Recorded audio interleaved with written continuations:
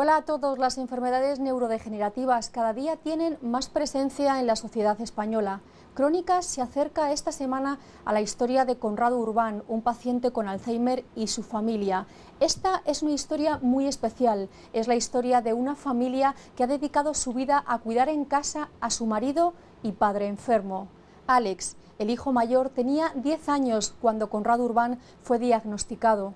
Hoy ha escrito un libro, es la crónica de toda una vida marcada por la enfermedad de su padre ya casi inmóvil. Crónica sigue este relato en la historia de los Urbán desde que el diagnóstico de la doctora Boada les cambió la vida.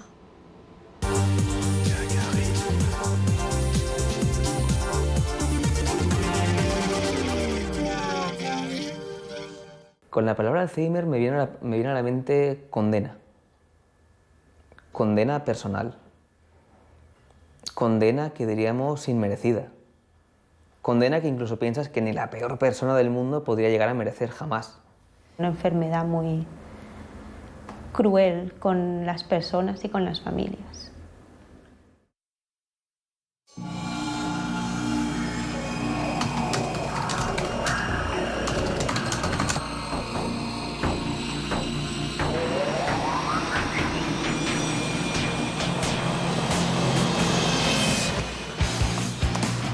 Cuando empecé a escribir el libro, Morir dos veces, supongo que lo hice en parte pues, a modo de un libro que tal vez no quería hacer, o no era el tipo de libro que quería hacer, pero sí era el que necesitaba hacer. Era la historia que tenía que contar por la cuestión familiar, autobiográfica, y no es un libro tal vez agradable de escribir, no es el libro que cuando uno empieza a pensar en escribir se plantea hacer un tipo de libro así, que narre la decadencia de un ser querido, pero por las cuestiones familiares pues tenía que hacerlo.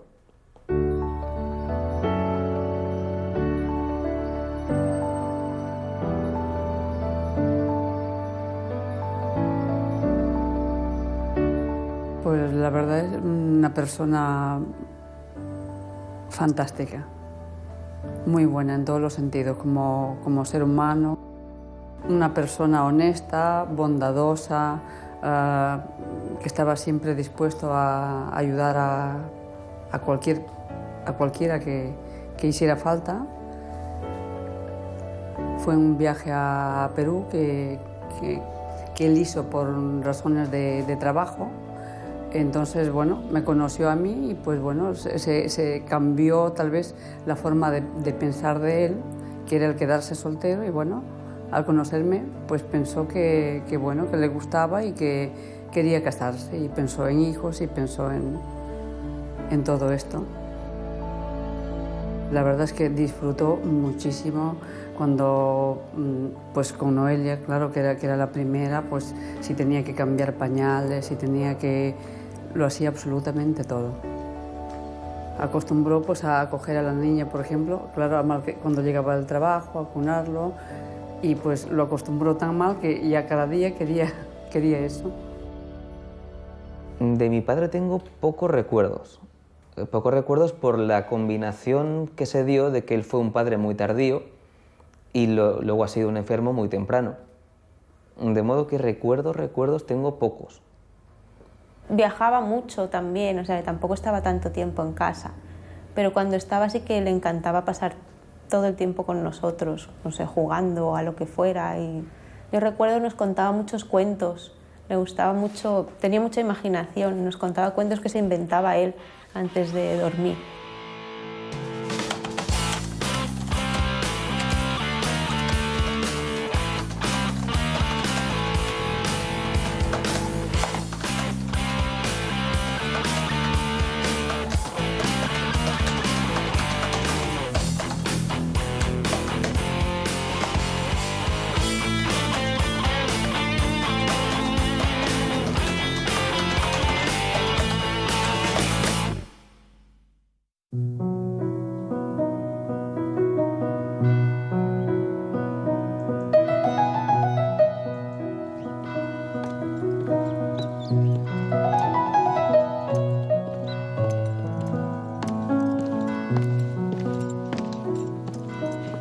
En Huesca hay una encina milenaria, inmensa, tan grande como alcanza la imaginación. Me gustaba contaros su leyenda. El mundo estaba sumido en una serie de penalidades y maleficios. Toda seguridad parecía perdida. De pronto, un fauno observó como desde esa fabulosa encina brotaba una inmensa luz. Estaba irradiada por millones de insignificantes luciérnagas esparcidas por la copa del árbol. Esa luz que iluminaba el mundo demostraba que hay que encontrar cómo desde las pequeñas cosas puede brotar la esperanza.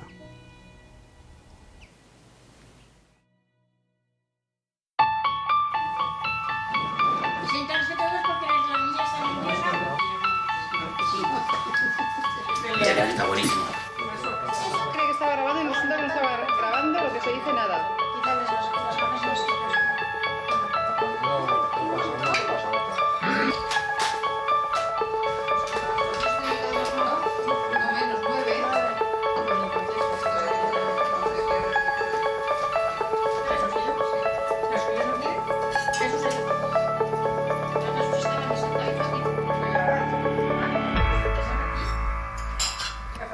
Como estábamos preocupados porque, claro, iba perdiendo memoria, entonces pues decidimos ir a hacer una visita a un par de neurólogos, tanto de la Seguridad Social como privado. Ellos, pues en todo caso, no veían nada más, simplemente pues bueno, que tal vez estaba bajo de ánimo, pero no que hubiera algo más grave detrás. Claro que a él le dijo el neurólogo, dice, no querrá usted tener la misma capacidad de memoria de cuando usted tenía 20 años a ahora.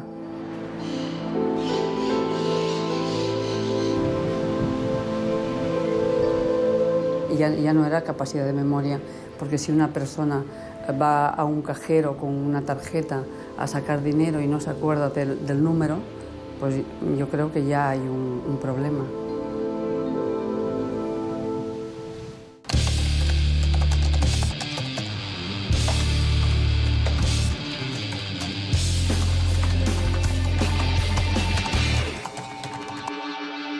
Ya lo sabía toda su familia, entonces una sobrina que trabaja aquí en el Vallebrón, pues dice, bueno, pues voy a buscar yo a ver arriba una visita con una neuróloga muy buena. Entonces ya en una primera visita, pues esta mujer sí que ya nota que hay algo. Una entrevista con él, hablando, pues realmente pues ve que tiene unos problemas.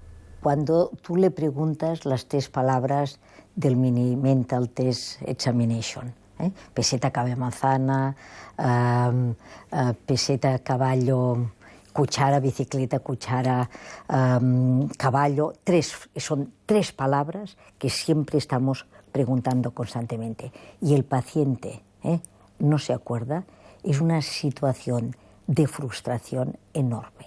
Cambian la cara. Y el que es consciente puede salir de nuestra consulta llorando. Porque no hace falta que yo le diga el diagnóstico. Es plenamente consciente que lo hace mal. Es plenamente consciente que ha suspendido el examen.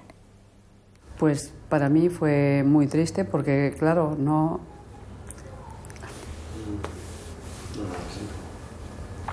es una cosa que uno lo...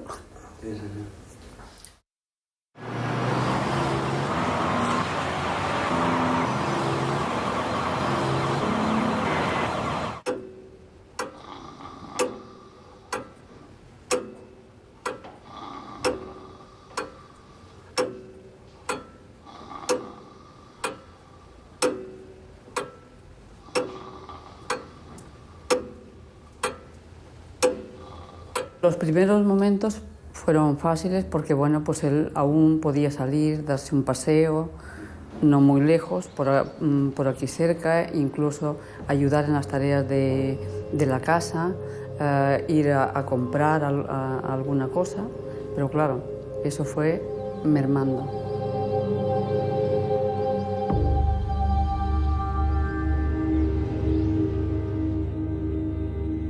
Era algo que no parecía una enfermedad. Pues él estaba despistado, tenía alguna falta de orientación, pero no era una persona que fuera dependiente. Fue tan gradual que casi no te das cuenta y lo asumes como muy rápidamente. O sea, no es algo que estés diciendo todo el rato, ay, Dios mío, mi padre está enfermo. No, simplemente le íbamos ayudando en lo que podíamos cuando lo necesitaba y ya está. Y no había otro remedio, no veíamos como una alternativa o algo así.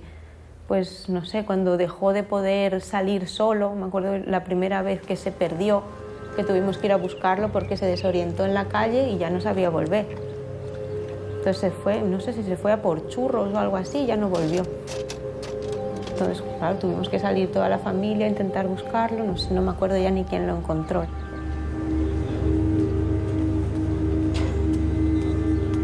Y luego, pues ya, claro, cosas tan sencillas como tal vez vestirse, como ir al lavabo, pues ya necesitaba en todas ayuda.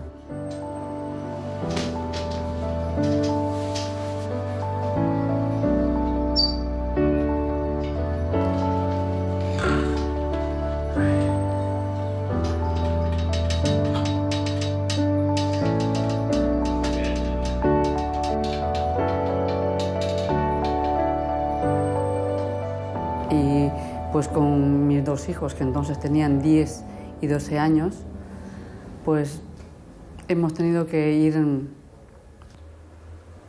En una consulta se plantean, fíjese, se dejan ir palabras, se deja ir la palabra un día nos moriremos, se deja ir la palabra a lo mejor tendremos de ir a la residencia, se deja ir la idea de ¿podremos cuidarlo? ¿Sabremos? ¿Tendremos la capacidad, la competencia, la paciencia, la dedicación, el tiempo, la voluntad, la generosidad de dar casi toda nuestra vida por otra persona?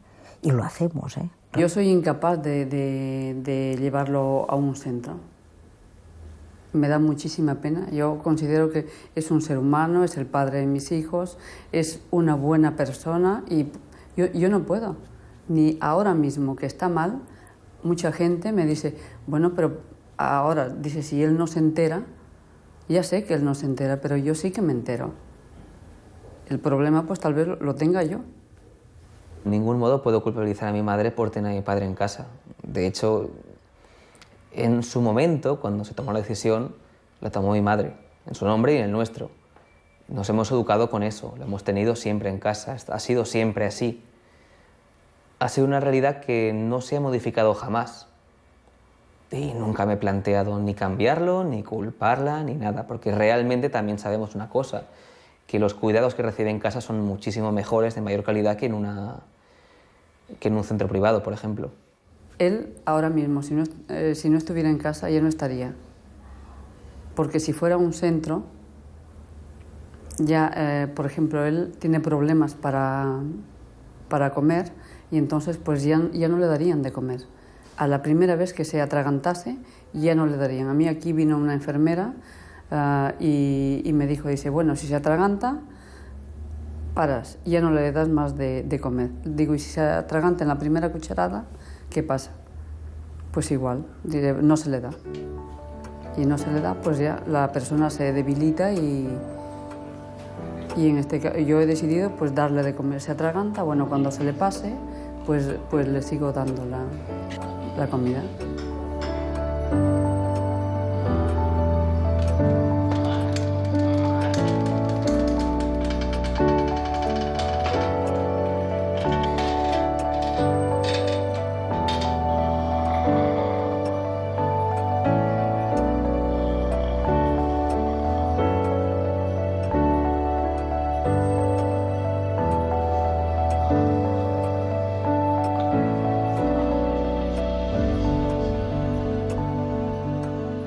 Yo planteo siempre cuán grave es vivir con un paciente una historia de 14, 15 años, donde él pasa su vida, pero donde la familia deja su vida en este recorrido. O sea, no es la propia enfermedad, sino el impacto familiar, el impacto social de esta enfermedad. ¿Y quién es el que está más grave? ¿El que muere antes o el que muere después? no sé, es como, depende mucho de tu personalidad y de las fuerzas que tengas y de cómo lleves las situaciones. Pero yo creo que hay mucha gente que es totalmente contraproducente que tengan algo así en casa, pues se sobrecargan demasiado, se preocupan demasiado por ellos mismos y por la persona, que no la pueden cuidar bien y todo, entonces no tiene ningún sentido.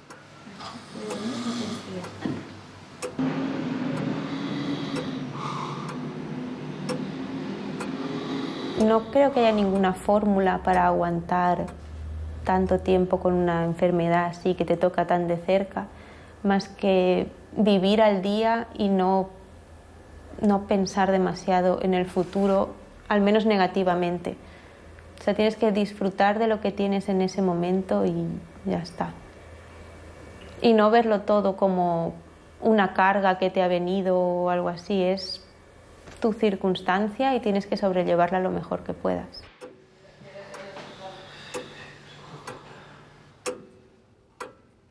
Me convierto en cuidador junto con mi madre y mi hermana un poco más tarde. En el momento que mi padre ya ha perdido bastante autonomía y hay que empezar a hacer algunas labores con respecto a él. Puede ser algún tipo de supervisión con los paseos, como puede ser ayudarle a vestirse en ocasiones, como puede ser ayudarle en la mesa. Mi función dentro de aquellos paseos se fue modificando con el paso del tiempo, a medida que la enfermedad de mi padre fue avanzando y a medida que él fue empeorando, obviamente mis funciones también se fueron transformando, hubo una adaptación. Al principio yo le acompañaba a un paseo peatonal bastante largo, sin tráfico, y podía quedarme tranquilamente leyendo un libro. Él iba y venía dando vueltas constantemente durante una hora y cuarto. Y únicamente controlaba, desde mi asiento, que en el extremo él diera bien la vuelta.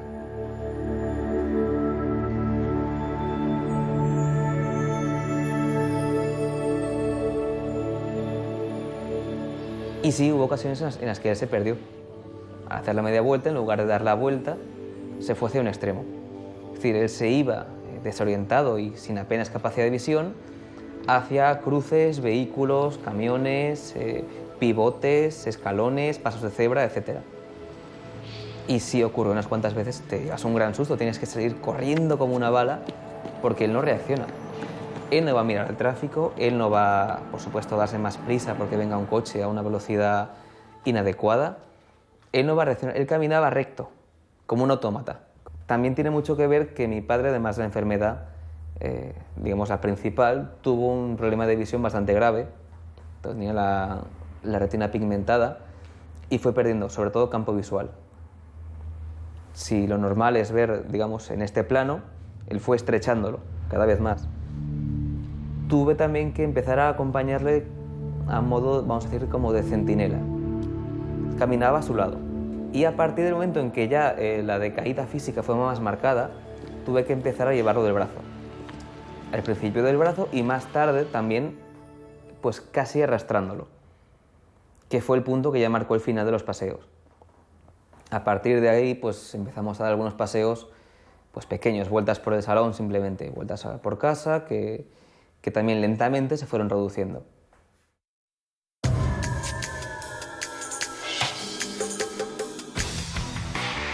Los recuerdos de la infancia suelen ser favorables en general, porque es una época, pues, en teoría, es deseable que sea feliz, pero al haber esa comparación entre unos años en los que fui un niño, digamos, normal, con una infancia normal, con unas circunstancias que no distaban nada de lo convencional, a esa adolescencia en la que sí estuve atado, en la que sí exigía una libertad que no conseguía, en ese caso sí creo que tiendo a mejorar ese recuerdo del colegio como algo realmente grato. Creo que el colegio mejora por esa etapa de la infancia en la que la libertad era algo que no valoraba porque no tenía que preocuparme por ella.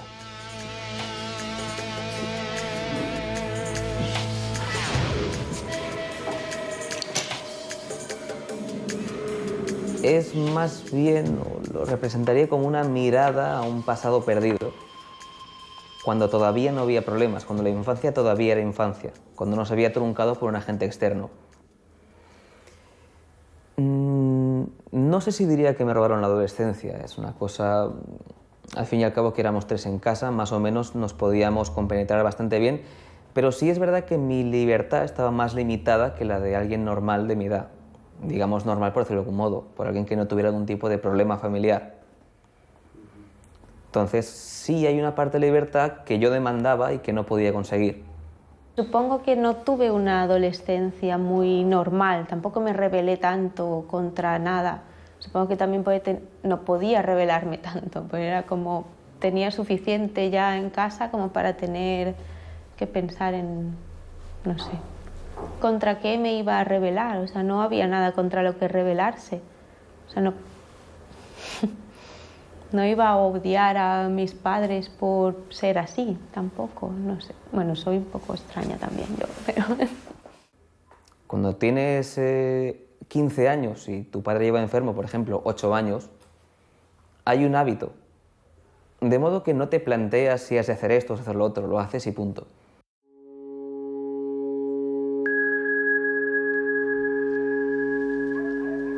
Cuenta la leyenda que en los campos de Huesca hay un viejo errante que camina incansablemente, día tras día, entre los pueblos.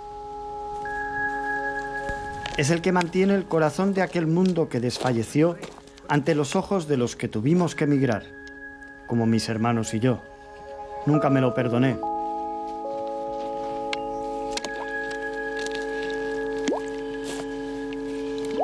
Me dio la impresión de que me miró fijamente cuando nos íbamos.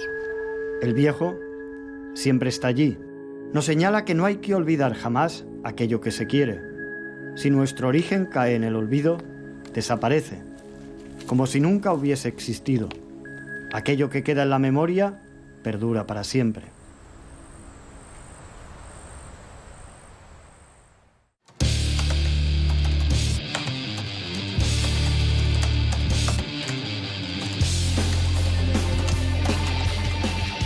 Sobre cómo soportamos la época más difícil, la de los gritos, la de la violencia, la verdad es que no lo sé. Y si ahora miro el pasado, me parece insoportable. Esa época realmente es la más dura, cuando la fortaleza física unida a aquel extraño odio incomprensible le empujaba a una actividad terrible, porque se escuchaba desde la calle. Tú estabas en el portal y podías oír los gritos terribles todo el día, 10 horas, 12 horas, 14. Era, no sé, tenía un fondo físico increíble para este tipo de cosas. Cualquiera pensaría, se agotará, se quedará afónico. No tenía límite. Realmente pienso que él tal vez pudo plantearse el suicidio y él lo expresaba en aquellos gritos, gritaba terriblemente, hay que matarlo. Cuando le preguntabas a quién hay que matar, decía al loco. Todos creíamos entender que el loco era él, que todavía tenía un punto de conciencia en el que se daba cuenta de que la perdía, precisamente. Tenía el punto de cordura suficiente para ser consciente de que perdía la cordura. Que a nivel individual, la verdad, me parece terrible.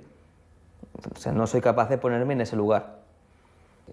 No llegué a odiarlo de ese modo. Podía ser, en cierta época, tormentoso. Podía despertar una animadversión, pero no diría odio, ya que en el fondo eres consciente de lo que pasa, eres consciente de que no es su culpa. De hecho, él es la primera víctima. Y yo diría más bien eso, una animadversión a la situación en general, a tu vida como se presenta en ese momento. Los odios, y estos odios que están, fíjese, patentes, patentes, y yo le diría que aparte son odios sanos. Cuando los cuestionan, son odios sanos, que están durante esta travesía tan enorme que son 10, 14 o 14 años de la vida de un paciente con Alzheimer, con agresividad, con apatía, siendo un bebé, siendo un gran bebezote mayor, ¿no? Que lo has de cuidar, que lo has de mimar, que le has de dar la comida, que lo has de sentar, que lo has de levantar, que lo has de pasear. Fíjese, que depende exclusivamente de ti, y toda tu familia, solo se consigue porque a la gente se le ama. Y se le ama por encima de todas las cosas.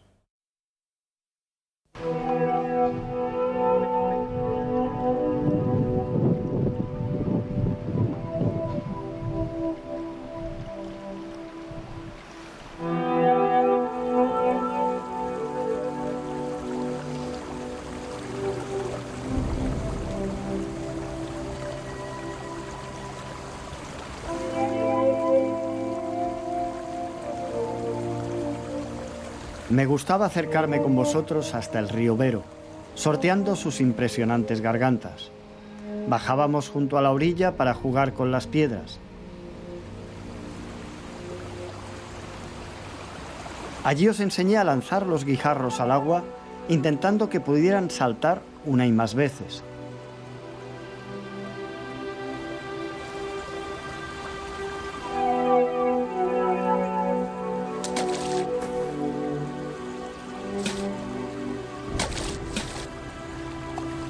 Hasta lo más duro, como una piedra, con las formas más difíciles, puede limarse.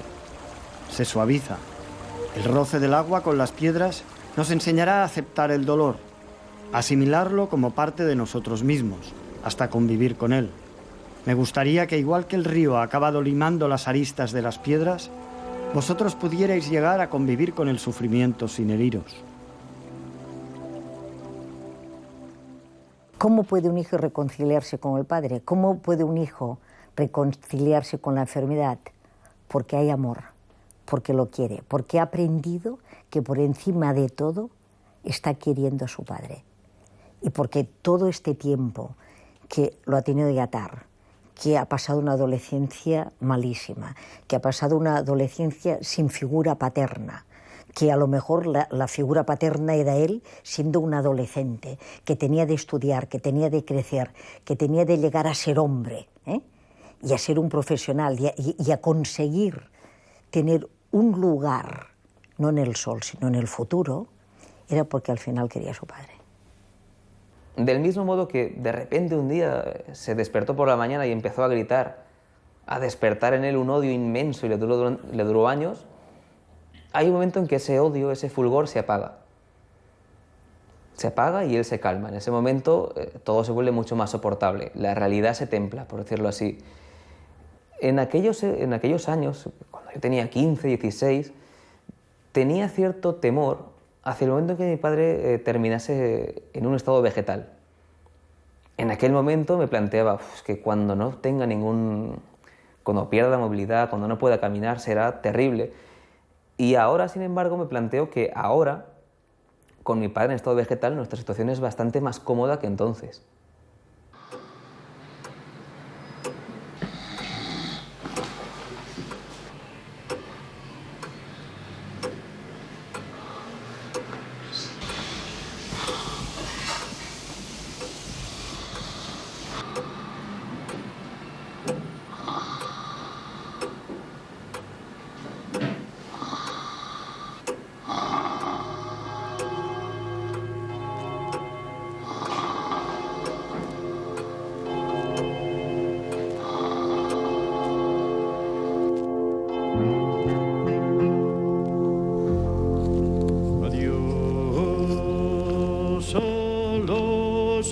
Que se quedan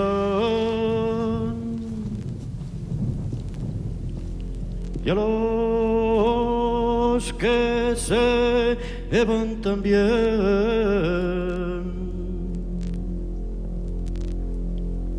Adiós, Huesca y provincia.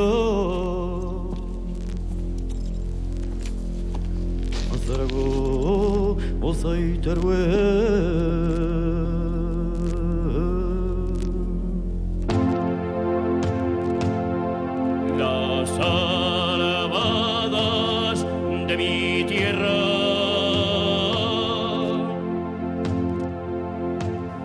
Huesca para mi padre era muy especial porque él nació allí, vivió ahí la infancia y aunque habían pasado muchos años y apenas había vuelto, se había centrado en su trabajo, llevaba mucho tiempo en Barcelona, siempre aseveró que los años más felices de su vida habían sido en Huesca, que los mejores recuerdos que tenía habían sido allí. Y de hecho toda la familia paterna procede de allí, de modo que era algo muy especial para él.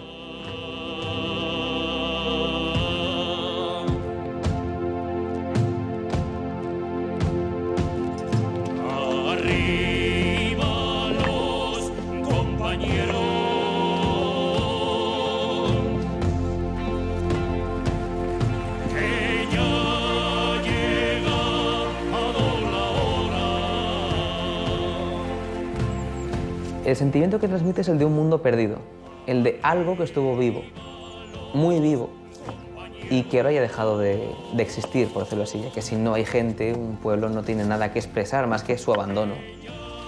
Pero al mismo tiempo, lógicamente, me transmite mucho porque es el origen de mi familia.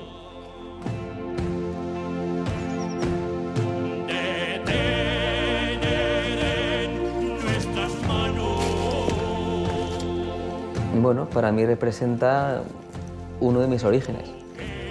Un origen real y además no es únicamente un origen que yo veía de lejos, ya que yo me he criado con la familia paterna. Yo me he criado entre gente de Huesca. Mucha de la gente que me ha educado es de allí. Por tanto, siempre hay un nexo, siempre hay una simpatía especial hacia esa región.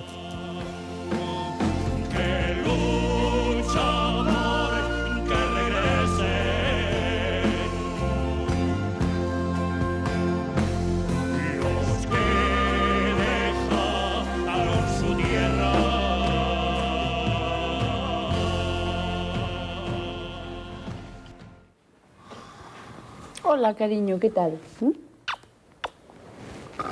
Uy, ese gatito tan guapo. Mi madre habla mucho. Mi madre tiene, bueno, pues tiene un pensamiento distinto. Ella piensa que él guarda cierta conciencia, que él comprende una parte de lo que se le dice. En eso yo difiero. No le hablo porque creo que es, no voy a decir inútil, pero sí pienso que sirve de muy poco. Él no le hace nada, realmente ni siquiera ha llegado a un punto en que no atiende. Hubo un punto, ciertos años, en los que sí, tú le hablabas y él respondía, o hacía el amago de responder, o notabas un cambio en la expresión de su cara de lo que eran buenas palabras a malas palabras, pero en el presente ya se ha perdido. O sea, digamos, es como si tuviera una máscara rígida que no cambia nunca. Para mí está allí. Y así, no sé, a mi entender, pues muchas veces se le habla con cariño y él capta y le da una sonrisa. Quiero decir que no sé. ¿Qué pasa contigo, Uy, uy, ¿y te enfadas y todo? Hombre, ¿qué pasó, ¿Qué pasó contigo? A ver, Conrado, ¿me cuentas? Lo último que perdió y que yo creo incluso todavía no ha perdido es la capacidad de disfrutar del cariño. O sea, tú sí, él sabe si le estás haciendo cariños o si le estás dando besos o si le dices que está guapo o lo que sea o si pasas de él. O sea, tú, igual la gente normal no, pero tú lo puedes ver, o sea, pone una cara diferente, te pone, tampoco es que te mire ni nada, pero lo sientes. ¿Te tienes que despertar ya, hombre? Se entera porque, mira, yo antes de ayer le hablaba, le digo, pasado mañana viene Noelia y te va a dar un montón de besos. Y empezaba a reírse. Entonces, claro, yo tengo que pensar que sí, que tiene tal vez momentos de lucidez. Tal vez los otros no, que no se va a enterar de nada, pero sí. Bueno, mi madre es un poco idealista. Es bonito intentar pensar que es así, es bonito intentar pensar que él se entera. Imagínese una enfermedad crónica donde yo dejo de ser quien soy, donde yo dependo de terceras personas, donde yo dependo del Estado. No es que sea marginal, es que sería preferible que no existiera. ¿Qué podía decidir o qué pudo decidir Conrado Urbán? ¿Qué podían decidir solo la familia? Y usted me está preguntando vivir o morir. ¿Y morir cuándo? ¿En qué momento? ¿Por qué morir en aquel momento? ¿Por qué escoger morir? A mí me gustaría de tener esa opción y decir, bueno, pues yo no quiero llegar a estos estados.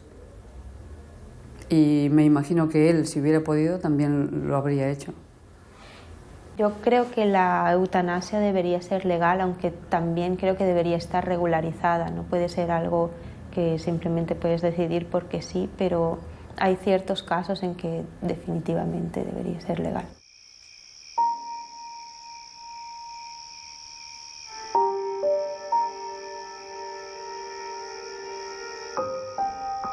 ¿Recordáis? Cuando se hacía de noche, cruzábamos el pueblo de Bárcabo hasta la zona de detrás de la herrería, donde nos parábamos a mirar las estrellas. Mi intención era enseñaros a encontrar la paz bajo esa infinita cúpula estrellada que es el cielo de Huesca. Era como una fórmula para adquirir la serenidad necesaria para superar las adversidades. Juntos aprendimos a escuchar ese silencio, la inaudible música que emiten los astros al desplazarse. Me hubiese gustado que esa impresión de paz quedara para siempre presente en vuestras vidas.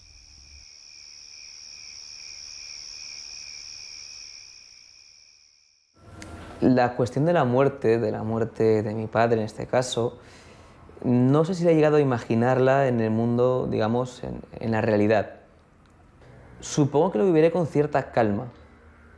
Una mezcla un poco extraña de calma, de dolor, de liberación, todo a la vez. Va a ser algo que va a venir como muy naturalmente, yo creo. No me estoy preparando para ello ni nada, pero tampoco creo que vaya a ser algo demasiado sorprendente en el momento que ocurra. Y bueno, va a ser lo que tenía que pasar y lo llevaremos lo mejor que podamos. La gran ventaja de la solidez de aceptar una enfermedad de estas, fíjese lo que le digo, de una enfermedad de este calibre, es la sensación de bienestar, de satisfacción ante una muerte. Porque sabes que lo has dado todo. O sea, simplemente aquel día no está.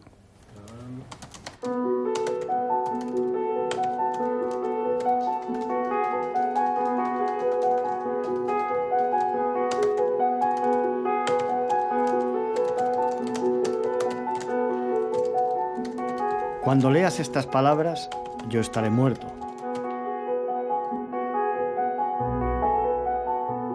Quedan los momentos que hemos compartido. Queda el afecto, aunque lo hayamos podido disfrutar poco tiempo. Nuestras historias, que algún día podrás recuperar, y nuestros lugares comunes. Te pido que cumpláis 2 deseos. Uno, que volváis un día a Bagüeste para depositar mis cenizas. Otro, ya lo sabes, que cuides de Sofía, tu madre. Yo tenía 32 años, ahora tengo 49, pues claro, he renunciado a mi vida. Me estoy quedando sin ti, igual que en la noche del cielo, cuando el alba lo destruye, viniendo con su lucero. Me he comportado como un robot, tampoco lo... Claro, a ver, pero es lo que digo, cada ser humano es único y, a ver, el que haya actuado yo así no quiere decir que otra persona lo haga. Igual que un hombre en el tiempo que ve cómo se les escapan los sueños y los recuerdos, mientras se queda atrapado por el crepitar del cielo. Pero yo ahora mismo yo me siento con fuerzas pues para seguir. Yo no sé el tiempo que él va a durar, no lo sé. Espero tener las fuerzas suficientes para seguir ahí, ayudándole hasta que pues llegue el día. Como un árbol en otoño.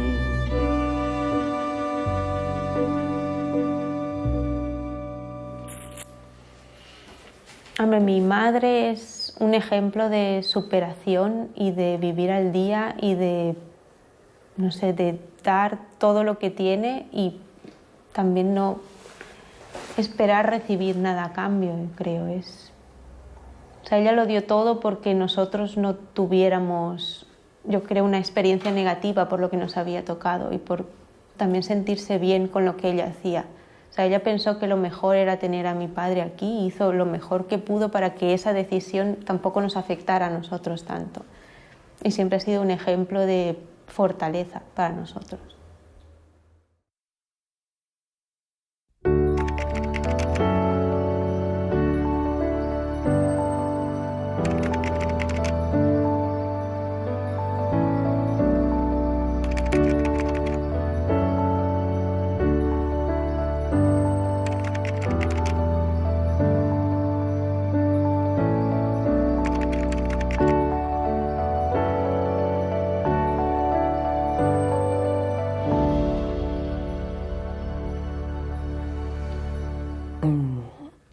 A un familiar de una enfermedad de Alzheimer hay que transmitirle esperanza porque no hay otra cosa que valga ante eso. Hoy en día la esperanza puede radicar, por ejemplo, en la ciencia. Hay que confiar en primer lugar en que habrá solución y que cada caso, cada persona, pese a que no lo consiga, pese a que no llegue a solución para ella, sí lo habrá en el futuro para otros. A veces puede ser un mensaje de esperanza, tal vez no para el enfermo, sino para el familiar o para casos futuros. Hasta aquí Crónica. Recuerden que pueden seguir en contacto con nosotros, así como mandarnos cualquier tipo de sugerencia a la página web del programa. Si no han visto Crónicas, pueden hacerlo en las diferentes reemisiones de la 1, el canal internacional y el 24 horas.